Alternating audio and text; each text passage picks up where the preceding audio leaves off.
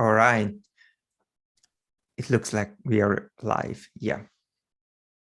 So welcome everybody in the platform sprint review. We are here to show you the progress and the updates and the results of the past 2 weeks. We will have 4 teams, actually plus 1, presenting today, where we will get back to it at the very end. We will have the Tendermint, the GroveDB, the SDK, and the protocol team. And we are eager to show you the current progress and current updates and results of our work.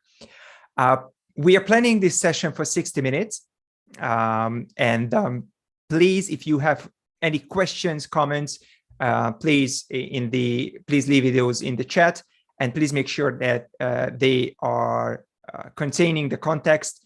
For example, don't just ask a specific question, but rather put it, who do you ask? And or in general, if you're referring something that we said during the presentation, please include it. That, like, for example, in the Tendermint slide, Lukasz mentioned this, and regarding to that, my question is XYZ. So please include the context and include the context in your question, because we are going to get back to it in the very end, and we might lose the context in the meantime. So without further ado, I give the word to the Tendermint team. Let's jump right in. Thank you, Balázs. Hello, everyone. I'm Dmitry from Tendermint team. Well, today we're going to share with you 3 topics on which we're going to continue work in next sprint. First one is a Backport Tendermint master branch for Tender-v09. Well, we're still working on finalizing the Backport of the master branch. And currently, we finished the first step of this process. This is immersion. And now we're on stabilizing of backported code. So basically, we are fixing unit test at this moment. And probably next sprint, we will continue to do it. Also, we are going to probably, if we'll finish everything, we have a plan to start working on fixing E3. Well, the most significant feature, among other, is ABCI++, and yeah, this is the reason, one of the reasons why we're working on this backport. However, along with this, we got a lot of improvements from Tendermint. Well, also we are participating in an integration Tender-v08 with a drive. We're involved in this process by request if something goes wrong. So from, let's say, from the Javit and other people who are working with our release, if we get the request, we do it. So fixing something or improvement. And last but not least is the research of solution for withdrawal transactions. We still don't have a consensus internally which approach is the best for us, and we plan to continue working on it in next sprint. This is pretty much it from us. Questions? Probably Lukasz want to add something, I don't know. Oh, so sounds good. So basically, yeah, in terms of that withdrawal transactions, we have vision. We are just working on some details on the design level. However, as the main goal for the next sprint will be that ABCI++, which is a big change in the system. So most likely we will focus on this, and that withdrawal will be postponed for some time now. That's pretty much it.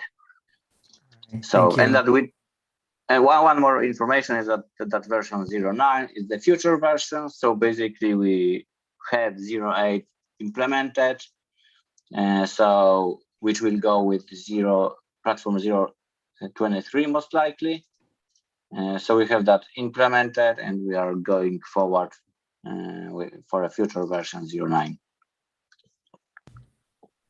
Cool, thank you.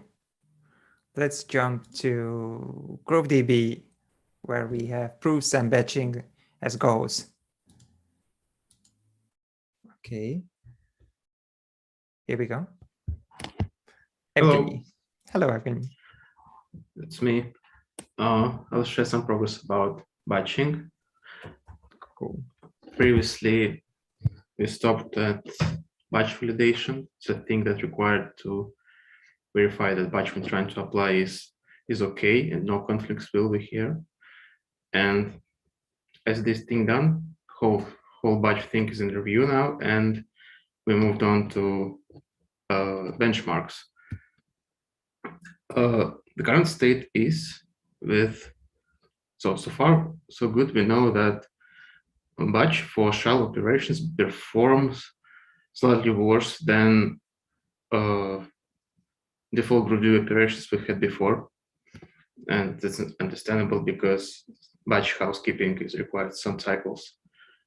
And but we also want to use batches for bulk insertions, and that's why we have a plan for the sprint to profile why it performs worse than we expected and to solve it, because batch is about atomicity and they're nice. It is okay for the case to have them slightly slower, but for bulk insertions, we want them to perform better than insertion one by one.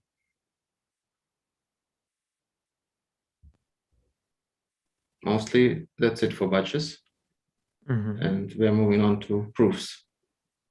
So Wisdom. Yes. Yeah. Hey guys. Thank you.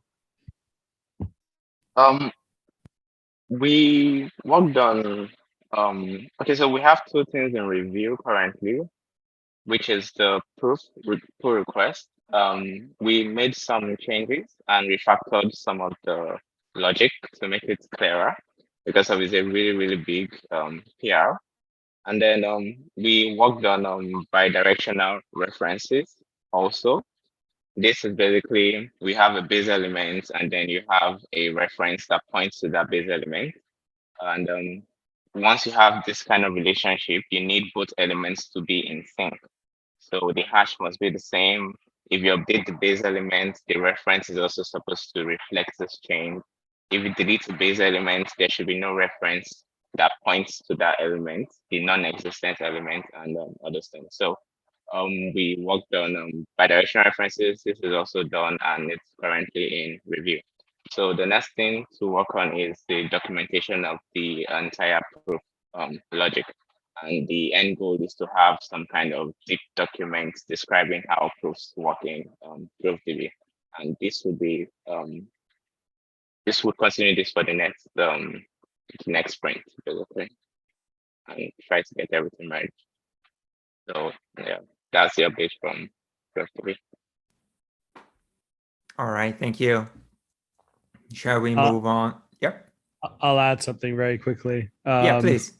That the reason why the pull request is still in review is indeed because for my side, at least, I am one of the reviewers. Hello. And yes, the proof documentation really will help with being able to review it. The code has been reviewed. The actual code is very sound. However, just being able to comprehensively understand the logic, we need the documentation. So it will probably be all done in one quick swoop. Cool. All right. Thank you very much. Shall we go to SDK sprint call? Igor, may I hand it to you? Thank you. Yes. Hello, everyone. So for this sprint, this was a half of sprint was a vacation sprint to me, and I didn't put much into that, but still we had a goal to handle some of the bugs that we validated in previous one, and we continue reviewing and working on our documentation specs for SDK and wallet library. So, yep, thank you. the first bug was about the non-deterministic selection of UTXO because of some specifics of transaction broadcasting, and we made this more controllable. And now this the chaining of transaction can happen without unexpected TXLog bugs, which meant utilization of already spent UTXO. And the other thing I was working on is the blocker for publishing web extensions to the stores. Yeah, the thing with this problem is that it uses eval function, which can execute arbitrary code, and it's not welcome in production apps because arbitrary code, it's possible to make code injections and to break or expose some sensitive details of the app. So I researched this topic and I found a solution that has been implemented by Exodus Wallet. This is one of the crypto wallets, you probably heard of it, a custodial one, I believe. I contacted my fellow developer from this company, and he confirmed that they are using successfully these patches for their projects. So we should set this aside for now because we are having more important tasks for the next sprints. But we will resolve this issue before the main release, as this thing is blocker for production apps using SDK. That's it. Thank you. And I'm handing this over to Mikhail. Thank you, Igor. Hey, everyone. My name is Mikhail. I'm from an SDK team, and we were working on reviewing the documentation of SDK in the wallet, and we found a lot of inconsistencies on the wallet documentation, and we reviewed both V23 and master branch. Also we're answering the question on the GitHub about the documentation as well. And yeah, we're prepared really a long list of things to fix. And yeah, we'll be working on that in the next sprint. Also, we have checked the Dash SDK in the AWS Lambda, and it's working. It's working there, but you need to bundle it. There is an issue on the GitHub that states that this is not working on the runkit environment, which is just the cloud run functions website. So there is a error in their dependency tree. So yeah, at least AWS Lambda function is working well. I don't think we have the problem is only in the runkit. Yeah, that's it from my side. All right, thank you very much. May I hand it over to Ivan? Hello, my name is Ivan. I'm one of the principal developers. Past 2 weeks, our goals were to integrate for version 18 of the platform, and mostly this work was about troubleshooting of the core issues. We'll talk about it later in details, and we continue to implement our new fee system.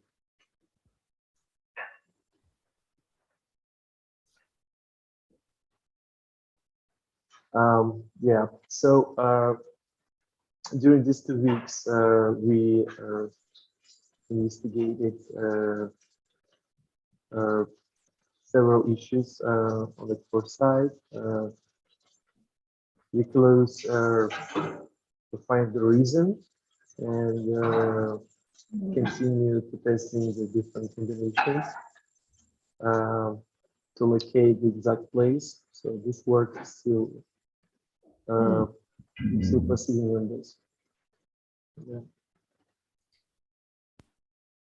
Javid? Hello, Javid from Platform is here.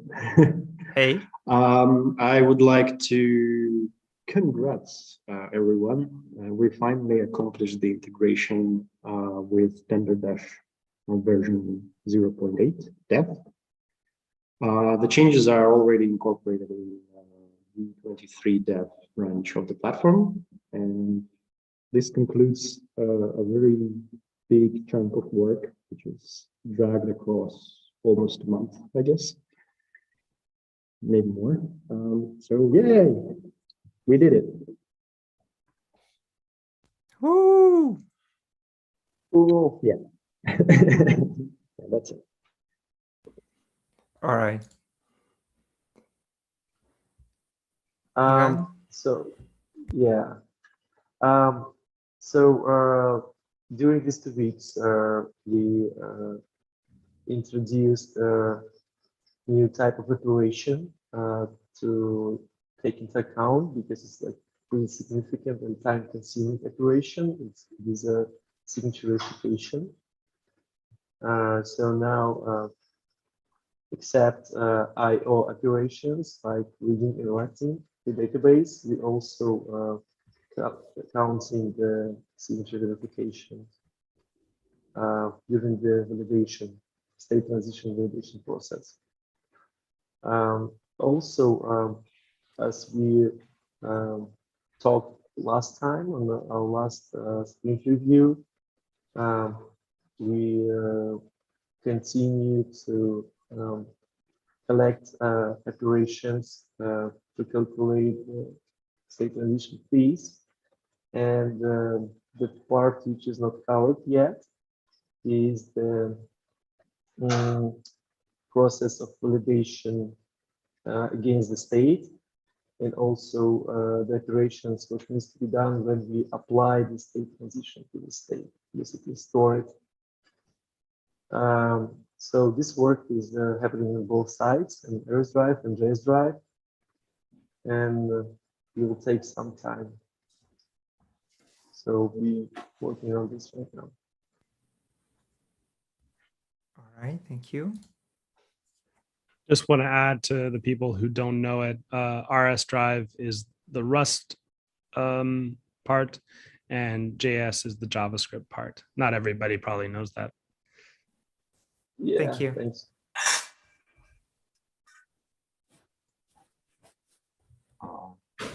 Okay, that's my part. Hi everyone, my name is Konstantin. So right now we have 2 different places in code that validate queries, one in REST Drive and the second one in JS Drive. As Samuel said, REST Drive is Rust implementation and JS Drive is JavaScript implementation. And it causes inconsistency. And to make the validation work smoothly, and because in the future we will switch to REST Drive anyway, we've been removing query validation from REST Drive.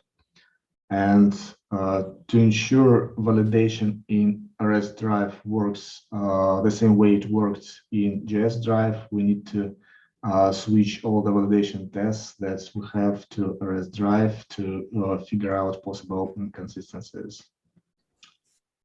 And the second thing, it was started the previous sprint. Let me tell about it in a few words.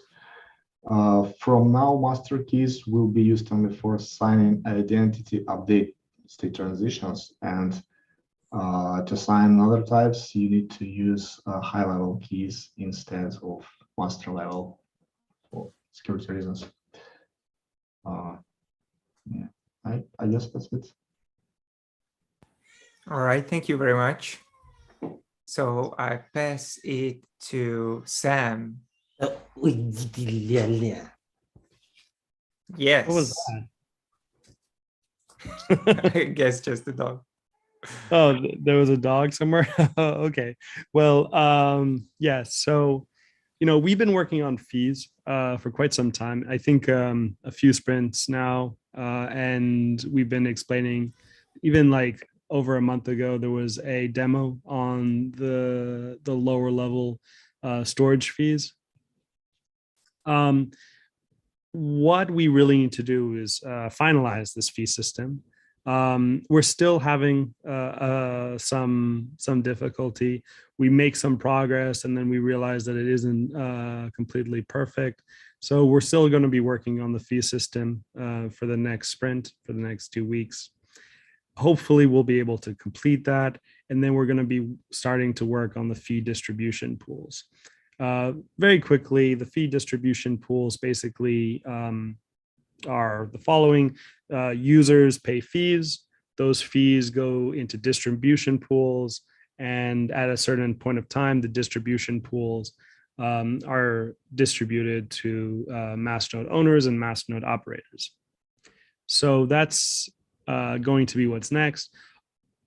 Obviously, as we're still working on the fee system, we'll probably only start on the distribution pools towards the end of the sprint, but that remains to be seen exactly how far we get. On the SDK side of things, we are going to work on integrating the SPV block headers into the wallet. This basically means the block header verification. All of those already exist in various libraries. All of the functions like dark gravity wave, X11, it all exists. We just have to put it together and make it work properly. There'll also be additional documentation updates where the team has realized that they're just, the documentation is not completely up to date. So yeah, we have to work on that. And what's next on GroveDB? So in GroveDB, Evgeny talked about batching today. Still wants to work on more performance improvements and other operations that are not as standard. For example, delete trees if empty. I'm going to guess Evgeny as well as delete up tree while empty. Is that correct? Yeah, exactly. Yeah, so that's a very special operation where in your node, in your storage node, if you delete it and then the node above it, the tree above it becomes empty because it only had one element, then it should also delete the one above and then recursively up and up and up. And these are, more complex batching operations. Hopefully the proof documentation will be finalized in the next sprint. And then we can also work on something called element flags. Now, element flags are basically a flag by the underlying, it allows, let me start over. It allows the user of the library to add specific information to storage nodes. And this will allow RS Drive to basically say that specific nodes have been created at a certain time with a certain feed multiplier. And like that, it will allow for not withdrawals, for refunds in our system, for fee refunds. This feature is basically when you store data into the system, if you ever delete the data from the system, you will receive a refund for the cost of storage. This is something that I do not believe many blockchains have, but is very nice feature in my opinion, especially for enterprise-based solutions. Like if you're storing, hundreds of megabytes of data into platform per day, and a lot of that data needs to be deleted, well, you can just delete the data and get back your money. So you can constantly cycle. And instead of paying storage costs after storage costs after storage costs, instead you pay a lot more for processing costs and very little in storage costs. Okay, and then on Tenderdash, we will be working on the backport of the ABCI++. So that's version 36 of Tendermint. Currently, same block execution will not be in this backport. That will come in a future sprint. So right now we're doing the majority of ABCI++ backport, but not in its entirety of the whole system. Okay. All right. Thank you. So we have one more thing. We have one more thing to show you guys. That was a quick review, but yes. I'm not sure. Can you see the whole table? Yeah, sharing? We can see the whole table, but it might be a little bit difficult for people to understand this table. We didn't sadly have time to make it more beautiful, but we decided to show it to you guys anyway. And I'll kind of explain what this is. So last year, around, I think it was the last quarterly, I believe, I explained that we had a specific problem where it was very, very hard to continue our project in JavaScript, and we were going to start rewriting parts in Rust, and this was going to be an ongoing, I would say, journey over about a year. Now that started. We would only be rewriting, obviously, the parts in JavaScript, the backend parts in JavaScript, but that started earlier this year, and well, now it's a good time to give you guys an update on how that is going. Anton prepared this. And this is currently the rewrite of DPP, which is basically the biggest component of Dash platform. And yes, we decided to show it to you today as it represents about 50% of the work has been rewritten, or maybe even more than 50% of the work has been rewritten now. From JavaScript to Rust. Once we get to Rust, that we'll probably be seeing a performance increase, and we will also have an easier time moving forward as Rust is much more is a much better tool for what we are trying to build as a language. So with that, maybe Anton, would you like to talk a little bit more about this? Yeah, sure, of course.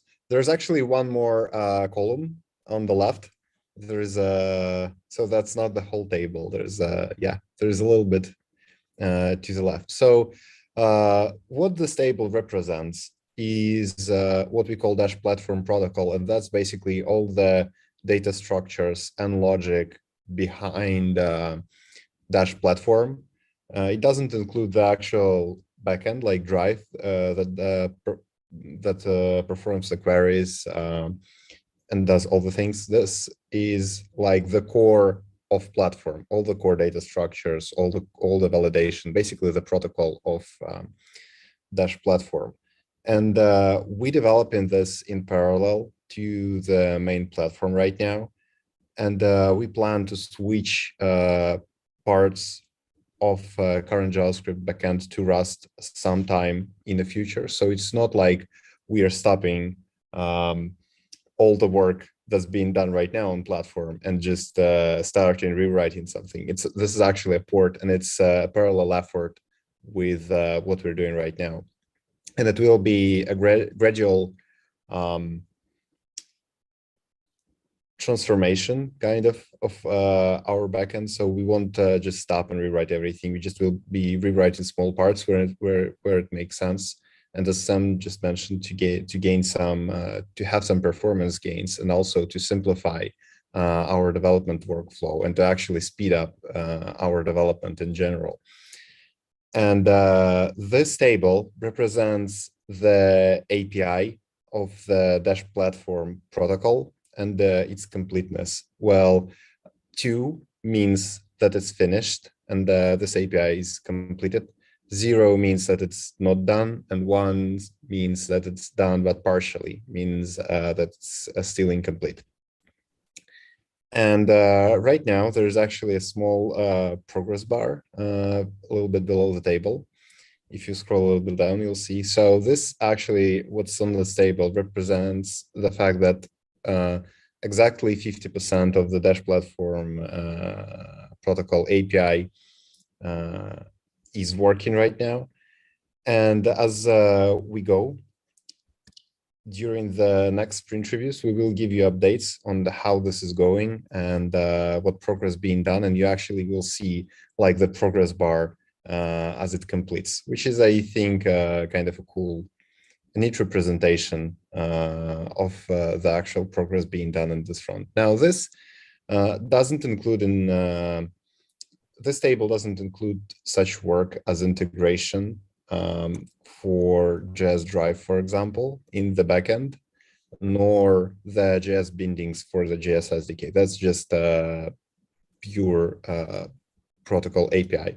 And so I think in the future, we also will have some more tables like that to demonstrate the progress on some other parts and some other integrations with this effort. I don't have anything to add, I think. Sam, maybe you want to add something? Thank you very much.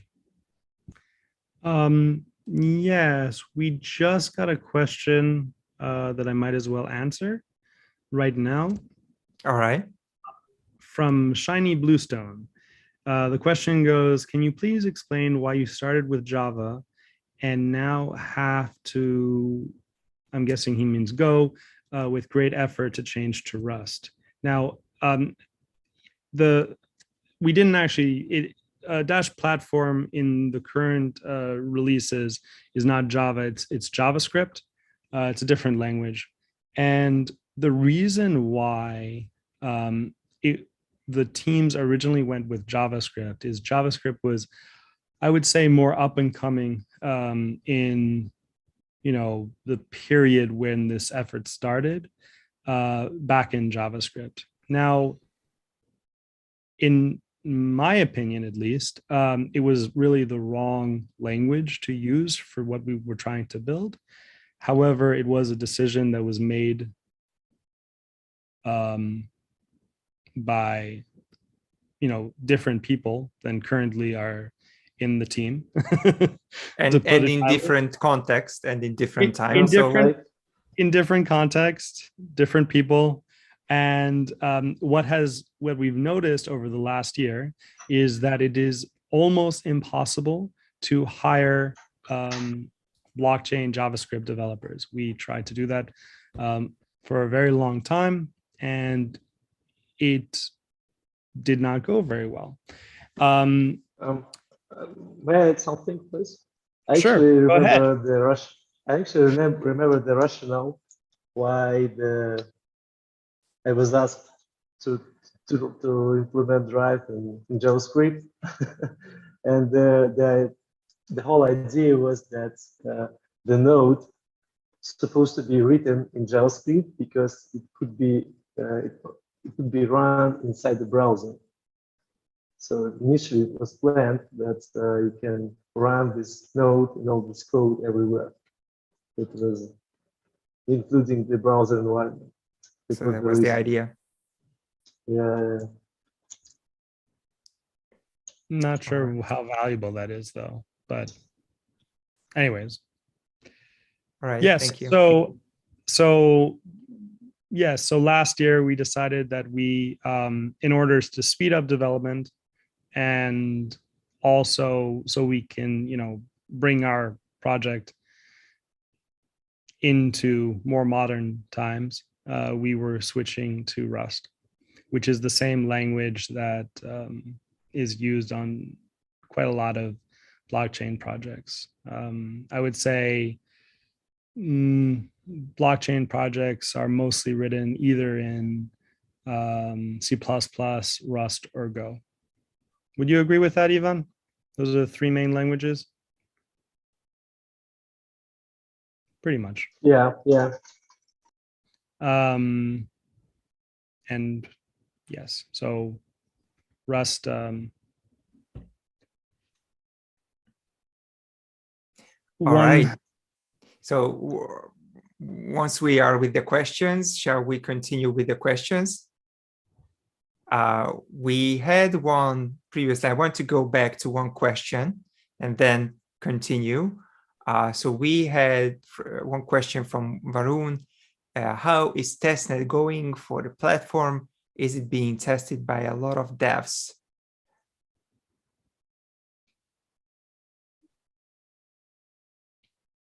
Okay, I'll answer that one.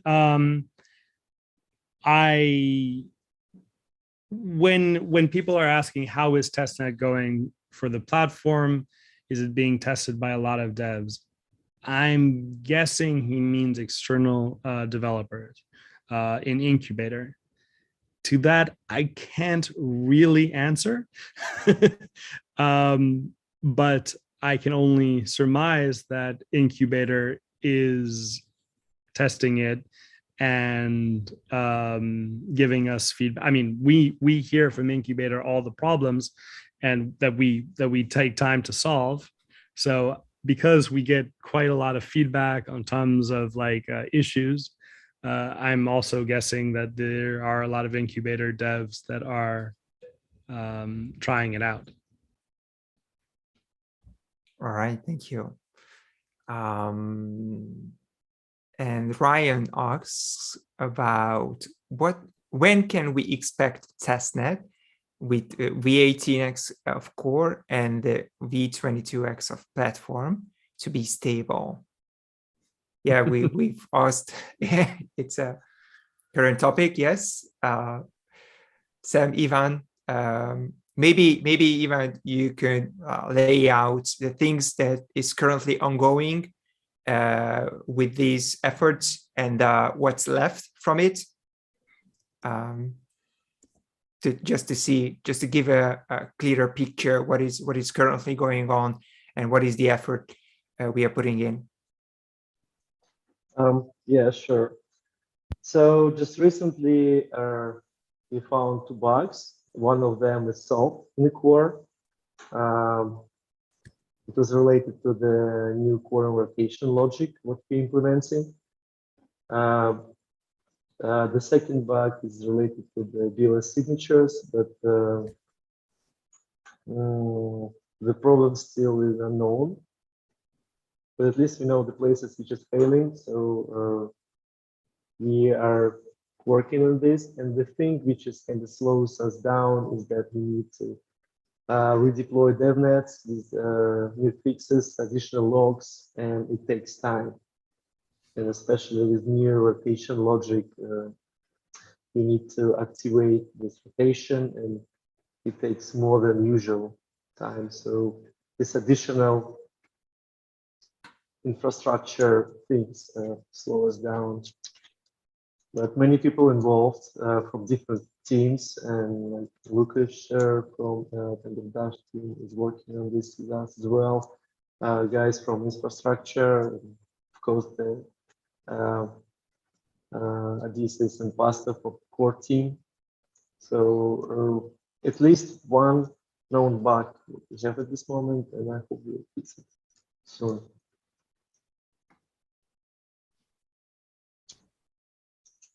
I hope I answered your question. Yeah, really hope. But I mean, it's hard to give any estimations. Yeah, it's actually not. Yeah, it's actually, it seems like it's in an underlying cryptography library. And it seems, I looked a little bit into it today, Ivan, I didn't tell you, but it seems like it's has to do with Relic. And it seems like it's already been fixed on iOS. So we might have an avenue to be able to fix it if we bring in Pavel, who fixed it for iOS about 3 months ago. So we'll see. Yeah, it's def relic library error, but Odysseus downgraded the BLS today, and it seems this part working, but another part not. So All right. All right. Thank you. I'm not sure. I asked Leon's question as well. So, but now you can just compile Rust to WASM and run it in the browser as well, right? Well, that is correct. Yeah, you can do it. Theory, but you can't compile. Sorry, if I'm not mistaken, okay, you can't compile everything to WASM. You can't compile STD stuff, right? You can compile STD. There is WASM STD. Yeah. Oh, okay. The thing is that in 2008, the thing is in 2018, we didn't have WASM at this point. Yeah. All right. Or when this approach was taken. So okay, so we have another question. Yeah. Where is the incentive to finish this project and launch it rather than make a lifetime project out of it? And who is in charge of that? Well, that would be me. I'm in charge of that. I would love to finish this project as quick as possible. I do not want it to make it into a life. Well, I kind of do want the whole project to be a lifetime project, not to release though. That would be very, very painful. We are working hard on it. It's much more complicated than it might seem on the surface. And yes, So yeah, and just to speak about the incentives. So when we release platform and give value to users, the value of the network rise. So we can self-sustain ourselves as DCG as well. So kind of the survival depends on finishing and releasing platform and giving value to the network. So kind of that's my answer to the incentive. Yes, that's true. Yeah, I mean, if we don't finish it and the dash price goes further down, or eventually, the project would die and people would have to find other jobs. So there's the incentive, right? So, but on the other side, there's, also the carrot incentive as if we release and this is amazing, well,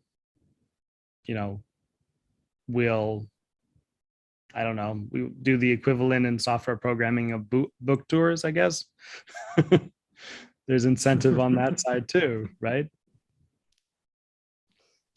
Yeah, we want this thing to be big, for sure. All right, we might miss one question regarding to the. Okay, yeah, we are still always, I guess, use JS for some front-end applications, right? So I guess I pass it on to Igor. Maybe.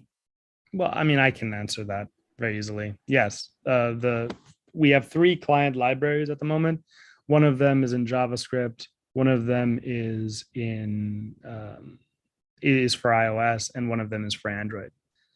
That's basically are 3 client libraries that you can use to write apps on, either use our Dash blockchain or write apps on, use apps on Dash platform. So yes, JavaScript is still supported as a client library. And actually, we do not yet have a Rust client library in the works either. But eventually, hopefully, we will get around to that. All right. I guess the last question is platform too complicated? Maybe is platform too complicated? I guess too complicated. Is it too complicated? It's a very subjective question.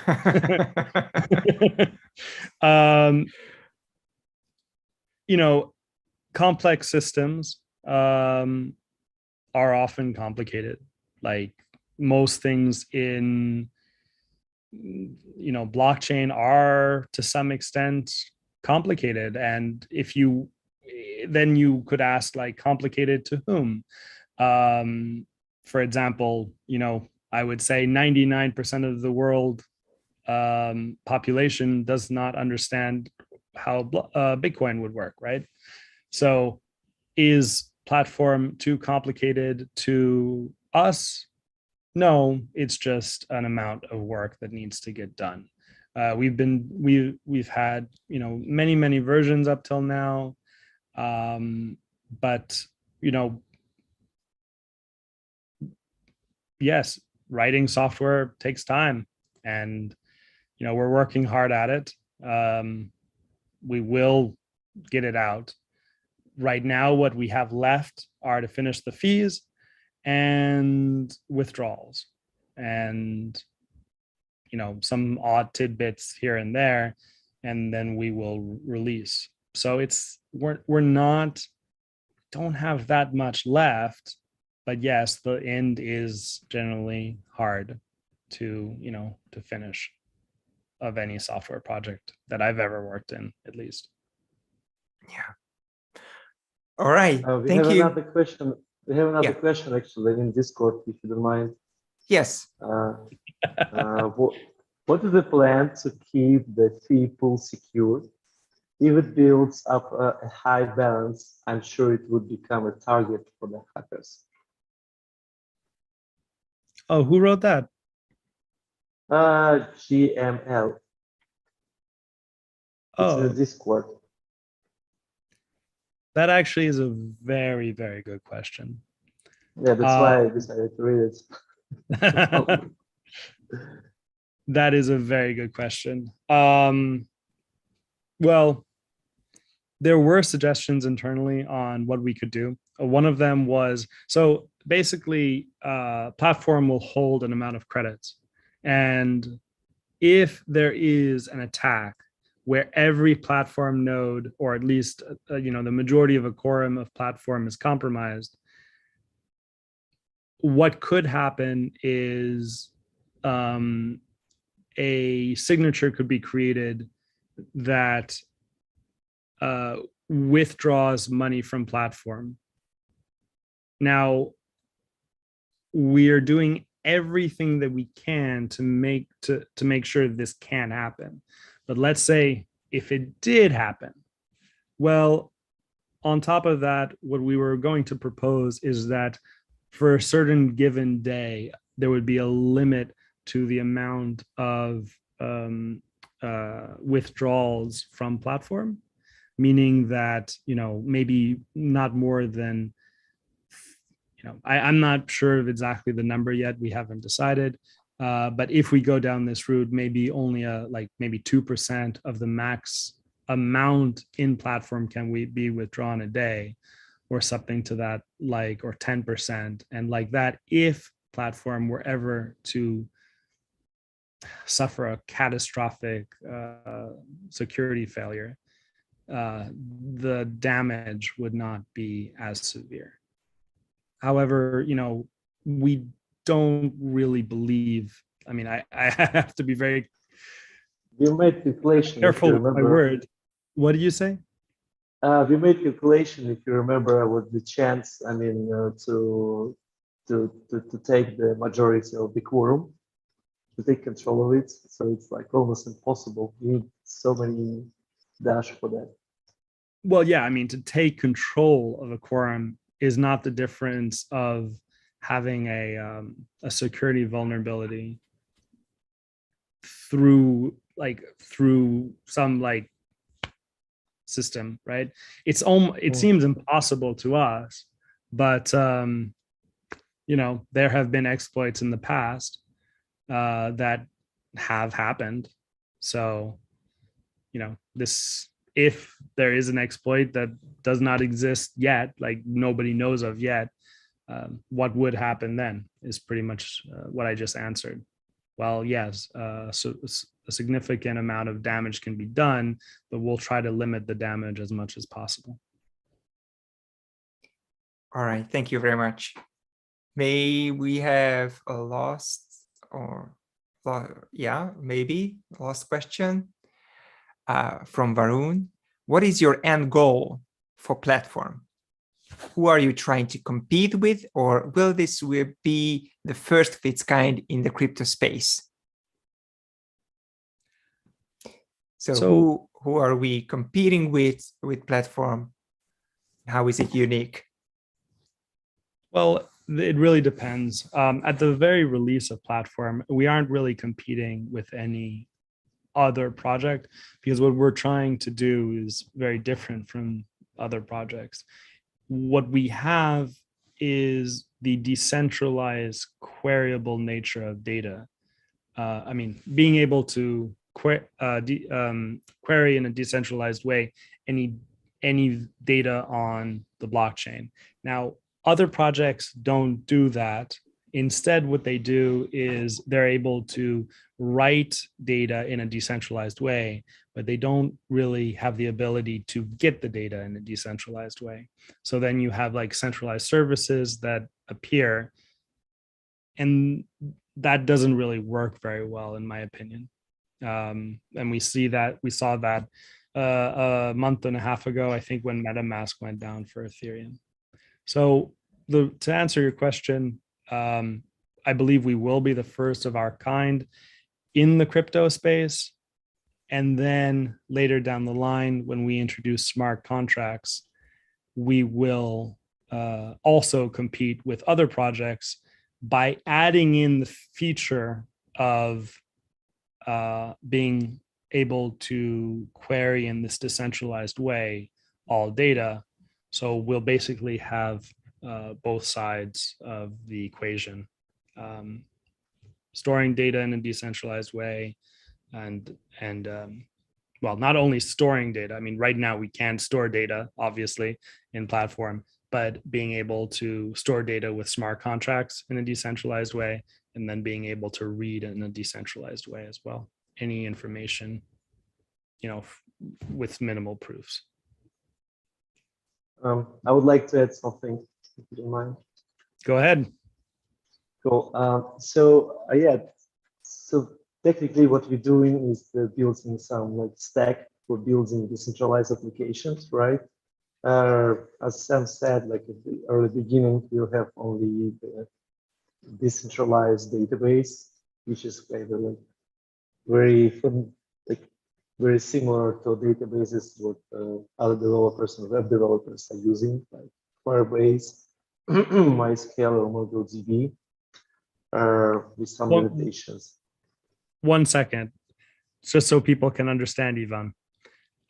Very similar in functionality, very different in how it's built. Yeah, I'm talking about user experience only. Yeah. Mm-hmm.